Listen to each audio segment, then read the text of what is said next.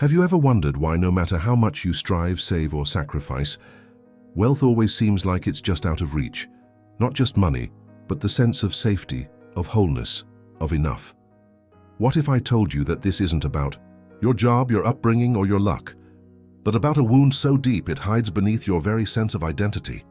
A wound that whispers through your thoughts like a ghost, shaping your decisions, shrinking your desires, and keeping you loyally tethered to a life far smaller than your potential. You think you want success, but what if part of you is terrified of actually having it? And worse, what if that fear isn't even yours? Somewhere deep beneath the surface of your daily choices, there lies a pattern, ancient, inherited, and invisible. Carl Jung didn't call it scarcity. He called it the complex, a cluster of emotional energy lodged into the unconscious, born not just from your personal history, but from the unresolved fears of generations. You feel guilt when you ask for more, shame when you spend, fear when you invest, and strangely, relief when you lose it all, because suffering at least feels familiar. It's not logical, it's mythological. You're not managing money. You're dancing with an inner archetype that believes poverty is purity and abundance is betrayal. And until you see it for what it truly is, you will keep sabotaging the very things you pray for. You were taught to believe that hard work would free you. But what if your constant striving is the very chain that binds you? Every hustle you chase, every dollar you fear losing, every sleepless night you call ambition, may in fact be a ritual, not of growth, but of penance. You're not building a future. You're bleeding for an ancestral debt, a psychological scar carved into the collective psyche that equates material comfort with moral decay. You inherited a myth, one where the hero suffers, the wealthy deceive, and true worth is measured by how much you can endure without asking for help. And in this myth, even when you win, you lose, because success without suffering feels counterfeit. But here's the most dangerous part. This wound is not loud. It doesn't scream, it seduces. It cloaks itself in logic, humility, even spirituality. It tells you you're being reasonable, grateful, wise. It calls your intuition foolish, your ambition selfish, your abundance is unearned. And so you shrink, you delay, you settle. Not because you lack skill or courage, but because something in you believes that too much light will burn you. That to outgrow your pain is to outgrow the love, the identity, the belonging that came with it. So you stay small, not for lack of wings, but because flight feels like betrayal. But who told you that? This is not a video about finance. This is a descent into the underworld of your own psyche, a confrontation with the shadow that clutches your worth and calls it virtue. Jung believed that healing isn't found in chasing the light, but in turning toward the darkness that shapes you. So do not expect comfort here. Expect disruption. Expect mirrors that reflect what you've never dared to see. Because until you face the scarcity wound that lives in you, you will continue to chase freedom from the outside. And that chase will never end. What if the reason you're still broke has nothing to do with your income, your habits, or your discipline? And everything to do with something you can't see yet feel every day. There's a silence inside you, not empty but crowded. It's filled with echoes you never chose. The voice that says you don't deserve more. The whisper that warns they'll take it from you. The ache that tightens when you dream too big. You call it logic, you call it caution, but it's a wound. A psychic scar passed down through bloodlines and belief systems, branding your subconscious with one sacred lie: that you are not allowed to be free, not fully, not loudly, not now. You carry it in your body, in the way your chest stiffens when opportunity knocks too loud, in the way your hands hesitate just before receiving, in the way your breath shortens when something good lasts too long. This is not coincidence. It is conditioning. Carl Jung called these patterns complexes, autonomous fragments of the psyche, built from unresolved trauma and powered by emotional electricity. You think you're making choices, but you're obeying scripts. Scripts older than your name, older than your pain. Scripts that associate abundance with danger, with pride, with loss. So you self-sabotage in ways so refined, they almost look like virtues. Modesty, patience, humility. But underneath is fear, and fear knows how to dress up like wisdom. You were taught that wanting more is selfish, that struggling builds character, that sacrifice is sacred and desire is corrupt. But tell me, who taught you that?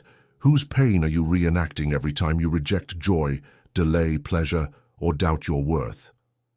You see, this isn't about greed. It's about survival.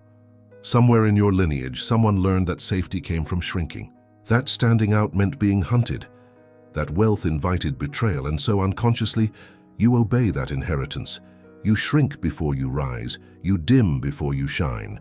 You leave the door open for loss, so you won't be surprised when it comes. And in doing so, you fulfill a prophecy that was never yours to begin with. But here's the twist that keeps the wound alive. Part of you believes it's noble. That struggle makes you good. That lack keeps you grounded. That comfort will rot your soul. You wear your suffering like a badge, convincing yourself it's proof of your depth. But suffering that is chosen only out of loyalty to ghosts is not depth. It is bondage. And until you recognize the archetype within, the loyal child, the silent martyr, the invisible one who never takes up too much space, you will continue to live beneath your own life, beneath your own breath, beneath your own brilliance. And no financial advice, no strategy, no discipline will touch this place, because this wound doesn't need fixing. It needs witnessing. Most people don't fear failure. They fear expansion. They fear the light of their own possibility. Because if you become everything you're capable of, who do you lose? Who do you leave behind? The scarcity wound does not scream. It seduces. It protects. It wraps itself around your nervous system like a second skin. Not to hurt you, but to keep you from reliving something your ancestors couldn't survive. You inherited more than your DNA. You inherited conclusions, emotional blueprints, psychic contracts signed before you were born. And each time you reach for more, that contract is challenged. That's why it feels so wrong to succeed. So unfamiliar, so exposed. But what if the discomfort you feel when things go right is actually the key? What if that unease isn't a warning, but a portal? You were never meant to be at war with your desire. Jung believed that healing isn't about chasing light, but about integrating shadow, about listening to what hurts without trying to fix it, about facing the monster under the bed and realizing it's been trying to protect you. The scarcity wound isn't your enemy. It's a guardian, outdated but loyal, and it will stay until you look it in the eyes and say, "I see you, but I'm not afraid anymore." Not because the fear is gone, but because you've remembered who you are. You are not here to inherit struggle. You are here to transform it. But transformation is violent, not in action but in identity.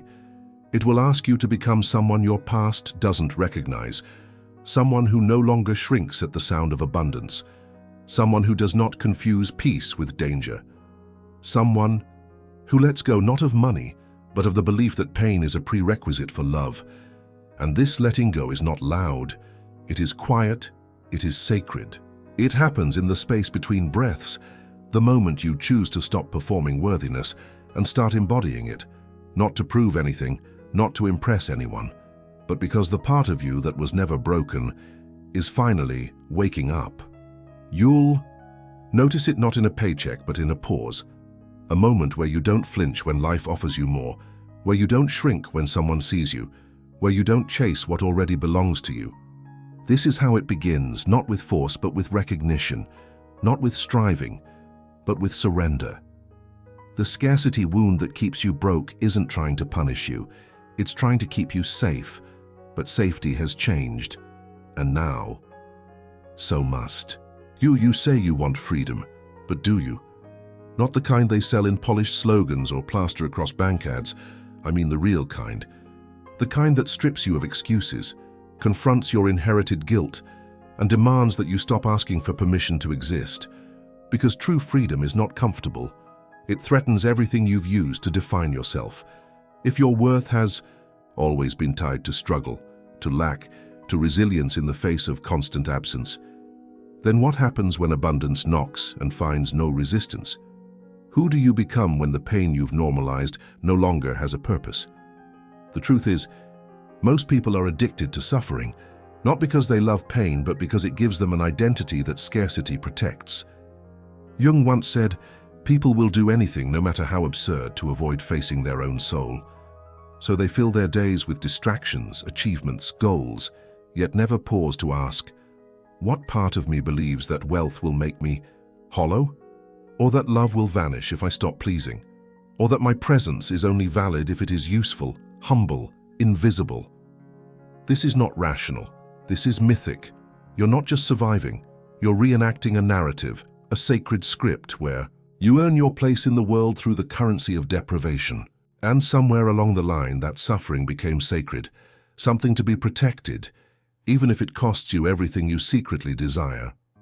But imagine, for a moment, that beneath your fear of success, there's not weakness, but a forgotten truth, a knowing buried beneath layers of shame and silence, whispering that you were never meant to barter your spirit for survival, that your ancestors didn't endure so you could carry their wounds like trophies, that somewhere in the architecture of your being, there's a blueprint for wholeness that does not require permission, explanation, or apology. It's not louder than your fear, it's just quieter than your conditioning. And it waits, every day, in the pause before you say, "I can't," in the breath you hold before declining a blessing, in the moment you almost say yes, but don't. You were taught to play small with elegance, to dress your self-denial as virtue, to turn your hunger into service and your exhaustion into pride. And so you keep your dreams polite, your desires hidden, your fire dimmed, all while calling it balance. But what if that balance is a cage? What if what you've labeled as discipline is actually dissociation? The scarcity wound doesn't just block wealth, it blocks reception. The ability to allow, not fight, not earn, not chase, but receive. And receiving for a wounded psyche feels like theft, like guilt, like betrayal. So you push it away, subtly, unconsciously, ritually. Not because you don't want more, but because part of you believes you must suffer to deserve it. And that is the illusion that keeps you broken. There is a silence beneath every "I'm fine," a tremor beneath every smile that masks restraint. The scarcity wound is not loud. It's not the voice that screams, "I have nothing." It's the silence that whispers, "I should be grateful for this, even if it hurts." It's the stillness after an opportunity you didn't take, the sigh after you gave more than you had, the emptiness after you downplayed your needs so others could stay comfortable. This isn't humility, it's emotional exile. And the deeper tragedy, you've learned to call that exile home. You've decorated its walls with discipline, hung curtains of rationality, and even lit a candle called purpose to make the dimness feel sacred. But beneath all of it, something in you is starving. Not for money, for permission, for expansion, for space to exist fully without guilt. Every time you almost say yes to what you truly want and then pull back, a part of you dies quietly. The part that remembers what wholeness feels like. The child who once asked boldly, laughed loudly, reached instinctively. That child was taught that wanting was dangerous, that asking was shameful, that having was temporary. And so you grew up believing that if you needed less, you'd lose less. If you stayed small, you'd be safe. But that safety came at a cost, the betrayal of your inner light. Jung taught that the parts we exile don't disappear. They become shadows. And shadows, when ignored, don't stay silent. They sabotage, they find their way into your habits, your relationships, your finances. They don't ruin your life, they repeat it. You think you're protecting yourself from pain. But what if you're only protecting a lie? One that says you are more lovable when you struggle, more spiritual when you suffer, more worthy when you hurt? Scarcity isn't just a lack of resources. It's a spiritual posture, a chronic bending of the soul. And it creates a paradox so cruel that you can't see it until you're inside it. The better things go, the more you fear the fall. The more you receive, the more exposed you feel.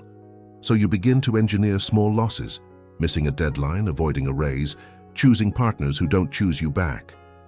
Not because you want failure, but because success, in the language of your wound, feels like abandonment, and somewhere deep inside, you'd rather be in pain than be alone. But what if that's the moment it starts to unravel? The instant you catch yourself about to reject ease, and instead pause, Not to force positivity, not to perform gratitude, but to notice, to ask, whose story am I still living? Whose fear is this? Jung believed that true individuation, the full realization of the self, only begins when we stop being loyal to inherited scripts, when we stop performing our parents' unresolved pain, when we stop sacrificing our joy to stay connected to old identities. And that process is not loud, it's not cinematic, it's quiet. Like a breath you finally allow to fill your lungs without apology, like a door that opens inward, like the soft, terrifying truth that you were never broken, just taught to believe you had to be. You will notice it in the smallest of moments, not as fireworks but as friction. That pause when someone offers you more than you asked for, and your body tenses. That compliment you can't fully receive because your mind immediately searches for flaws to justify its discomfort. That unexpected ease that arrives after years of grinding, and instead of celebrating, you brace for the collapse. This is not coincidence. This is the wound waking up, not to punish you, but to protect its rule. Because if you were to allow joy without guilt, success without suffering, or love without self-erasure, the identity built on endurance would start to dissolve. And who would you be then? Without the hunger, the hustle, the heaviness, what would remain? The answer terrifies the wound, because what remains is freedom. And freedom, in its rawest form, demands grief. Grief for the time you lost, trying to earn something you were born worthy of. Grief for the masks you wore, the dreams you buried, the love you bartered for safety. Jung understood this confrontation as shadow integration, not defeating the wound, but bringing it home, holding it, naming it, letting it speak. Because a wound that is unseen becomes a tyrant, but a wound that is witnessed becomes a teacher. And if you dare to look at the part of you that still flinches at the idea of peace, you might just find that it's not your enemy. It's your younger self, still waiting for someone to say you don't have to hurt to be good. But the shadow does not surrender easily. It bargains, it clings, it floods you with old thoughts. You're being arrogant, you're getting ahead of yourself. Don't tempt fate. These aren't thoughts, and they're echoes. Echoes of caretakers who never healed, cultures that sanctified suffering, religions that romanticized poverty. And each time you obey those echoes, you reinforce the archetype of the worthy sufferer, the one who sacrifices everything quietly, the one who endures invisibly, the one who earns love through loss. But that story is no longer sacred, it's expired, it's outdated, it's heavy, and the world does not need your suffering, it needs your presence, the part of you that no longer performs healing, but embodies wholeness. So what now? You won't fix this overnight. That's not how deep wounds dissolve. They unravel, slowly, in spirals, with setbacks and flashes of clarity, with days where you forget everything, and nights where it all makes sense. But the unraveling itself is sacred, because it means you've stopped pretending. You've stopped sprinting toward an invisible finish line and started walking home to yourself. The scarcity wound doesn't disappear because you earn more, know more, or meditate harder. It begins to dissolve the moment you see it. And the more you see it, the less it can command you. You'll still hear its voice. But now there's another one, a quieter, clearer, ancient, and it says, you were never meant to beg for what was always yours. There will come a moment, subtle, almost imperceptible, when you no longer reach for pain to make you feel real. When the urge to struggle fades, not because you've won some battle, but because you've outgrown the battlefield. And in that quiet moment, something ancient within you exhales. Because it remembers. It remembers a version of you that existed before the fear, before the conditioning, before the inner courtroom that evaluated every desire as dangerous. That version of you didn't doubt light, it trusted it.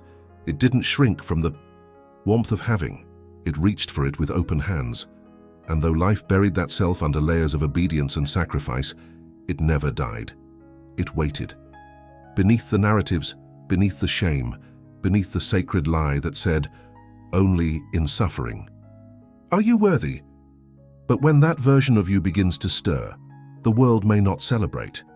In fact, it may resist, because your transformation will threaten every relationship built on your silence, every system that profited from your self-doubt, every dynamic that depended on your smallness. And so the test won't be your ability to manifest wealth or speak affirmations or pretend to be healed. The test will be your ability to stay present when the voices rise again, to recognize them as ghosts, not guides, to feel the pull of old patterns, and choose not to dance, to let joy land on your skin like a foreign sun and allow it to burn through the residue of who you thought you had to be. This is not ease, this is alchemy, the rewiring of an entire lineage through the quiet rebellion of receiving. And yes, and grief will accompany you, not just for what you endured, but for what you missed while enduring. The moments you couldn't enjoy, the chances you didn't take, the love you didn't let in. But let that grief be sacred. Let it open a space inside you wide enough to hold joy without suspicion, success without apology, and self-worth without performance. Jung wrote that one does not become enlightened by imagining figures of light, but by making the darkness conscious.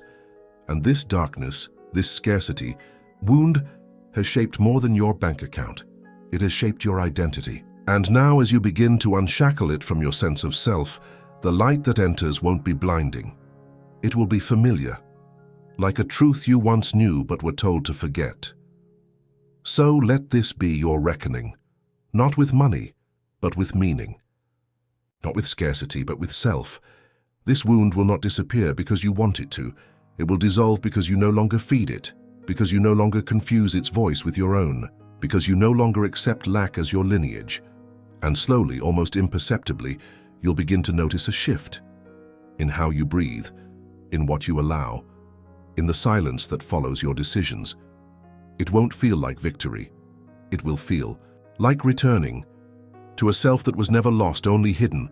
And when that self begins to speak again, don't silence it. Don't analyze it.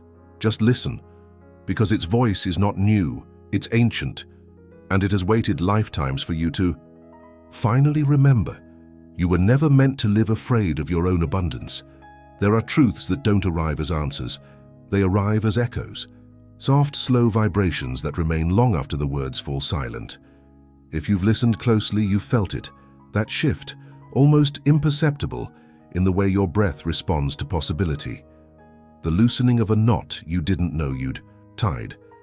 The quiet realization that the cage you called identity was built not of iron but of memory. Somewhere along this journey, the question changed. It's no longer, how do I get more, but why did I believe I had to earn what was already mine? And in that new question, everything begins. Because when you stop negotiating your worth with ghosts, you begin to inhabit your life with a presence that no system, no scarcity, no silence can diminish. You may not be able to name it yet. This feeling pressing gently at the edge of your ribs, but it's alive. It's the part of you that has always known the truth, that your soul was not designed for hunger, but for wholeness. And that wholeness does not arrive with noise, but with permission. Permission to stop shrinking, to stop rehearsing pain, to stop offering your joy as collateral for love. The wound is not gone, but it's been seen, and what is seen can no longer rule in the dark. Now the silence inside you carries a different weight. It is no longer the absence of sound, it is the presence of self. And in this space you no longer strive to become worthy. You simply remember that you already are. So if something moved in you, even slightly, don't let it go unanswered. Let it unfold. Let it pull you deeper into the truths you've buried in plain sight. Speak what you've never said. Share this with someone whose silence mirrors yours. Leave your trace in the comments below, not to be heard, but to echo alongside others finding their way back to themselves. And if your chest feels even a fraction lighter, if your inner voice just whispered yes, then stay with us. Subscribe. Not to a channel, but to a path, a remembering, a quiet revolution. Because the world doesn't change when we chase the light. It changes when we finally turn and face the dark and carry it home.